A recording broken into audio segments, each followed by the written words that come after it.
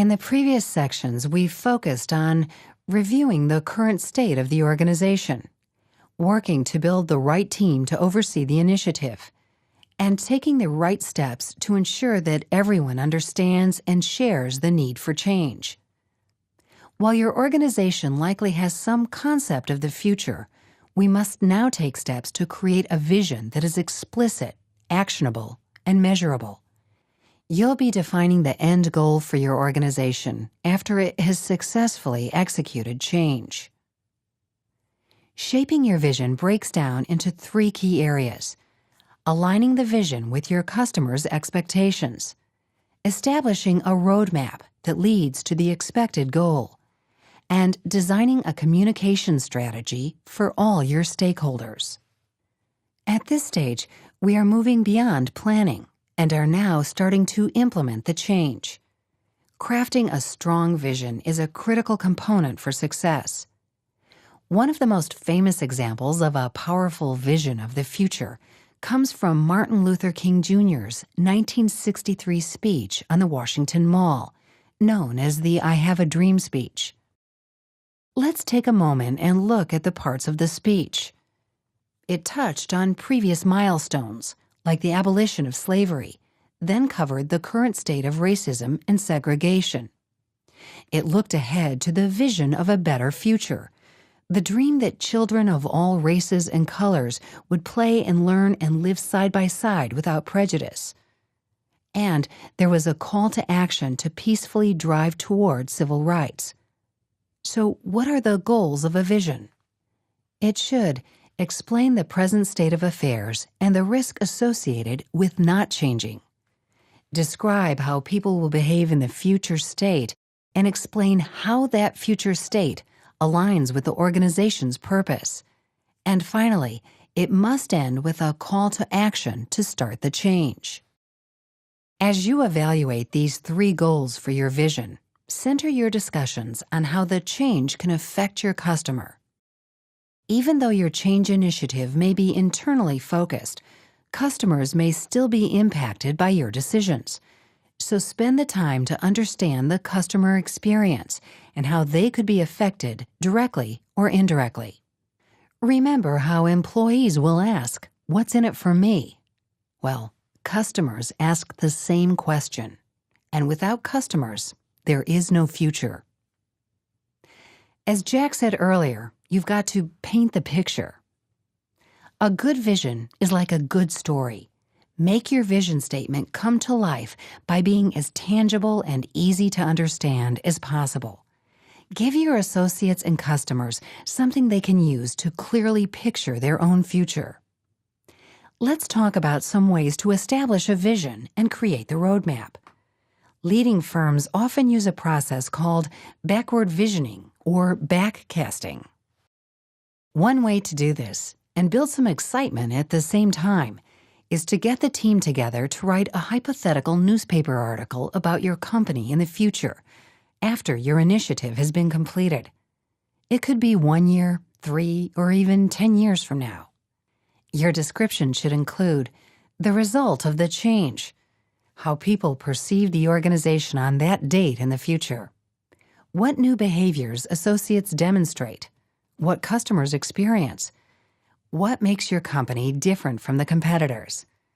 Ideally, in building this vision, your cross-functional team should all be involved, and if possible, get senior leaders to weigh in too. Make sure that everyone involved can relate to the article. To do it right, they should all be able to see their role in the future vision. This is all about beginning with the end in mind. So before you set out on the road to change, make the destination clearly understood. When your vision for change is complete and there is agreement on what the destination looks like, it's time to create a plan that shows the major steps or milestones needed to get from point A, the current state, to point B, your vision of the future. Setting these milestones gives you targets that you'll need to achieve along the way, and it breaks the project up into manageable chunks. A single big change initiative can be overwhelming. It becomes more manageable when you see it as a series of smaller initiatives that can be viewed as steps along the way. And having clear milestones makes your life easier when it comes to tracking progress, which we'll cover in Section 6. Depending on the culture of the organization and complexity of the change, your plan to achieve the vision can take several forms. A statement or script, like in the case of the Martin Luther King Jr. speech, a presentation or other visual material, or a project plan with key milestones and actions to get there. The important thing is to have something that provides a clear expectation of the next steps. The communication strategy is the third and final piece of the foundation for establishing a vision. It defines the how, the what, the who, and the when for reaching the audiences that should know about the change initiative.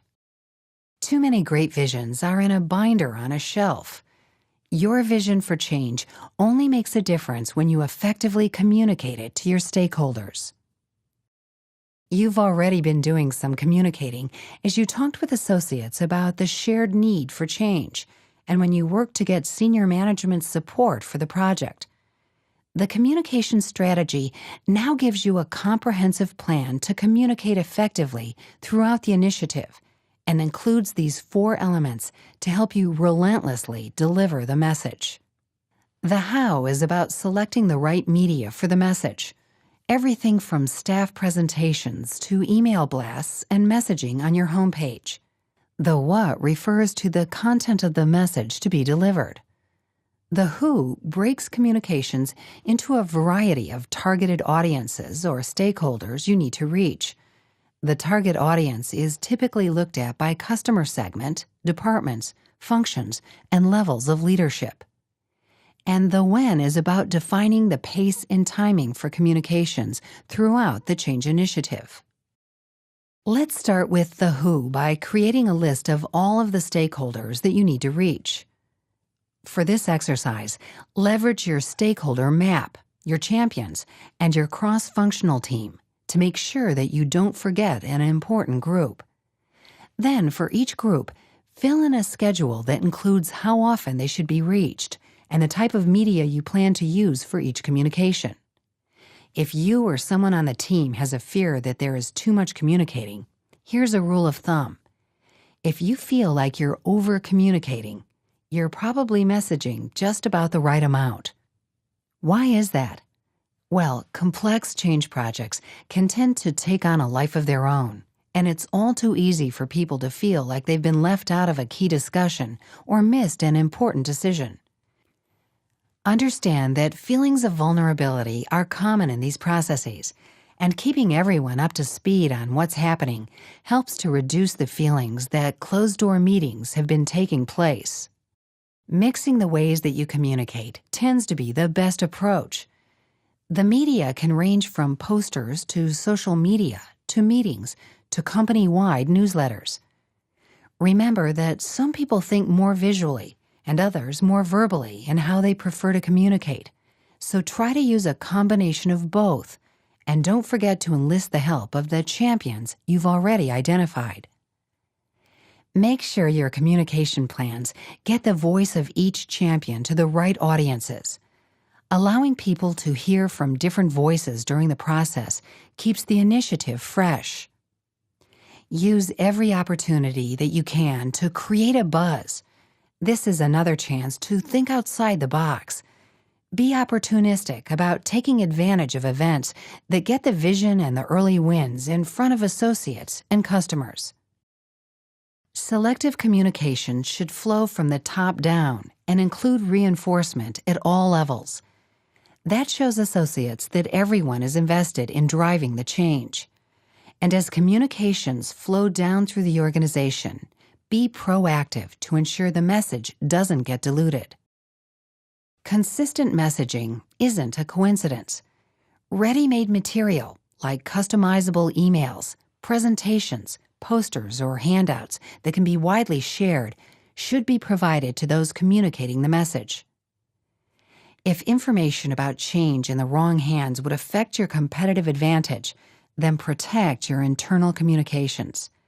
Speak with your legal counsel about proper markings that can be added to all material that contains such information. Also, remember that not every change impacts the entire organization. Limiting the details of the change to those with a need to know and reminding them of the importance of confidentiality can reduce the risk of leaks. Remember to also align internal communications with any external messaging. You can be sure that associates will be reading external media about where they work, so the message in all forums needs to have the same theme. Don't tell associates one thing and put out a press release with something completely different. Going back to Jack's teachings, be candid. Be transparent with your communications to keep the trust of your customers and associates. Finally, as Jack put it, communicate over and over and over again. Keep the message consistent and be the role model for the change. If you're leading the change initiative, you're going to be seen as its chief spokesperson, and you'll want your respected change team, your early adopters, and your trusted allies to help deliver the message. Repetition of the key messages maintains focus, keeps people excited, and helps them drive the change. If you aren't communicating about the initiative, rumors and misinformation, good or bad, will always fill a vacuum.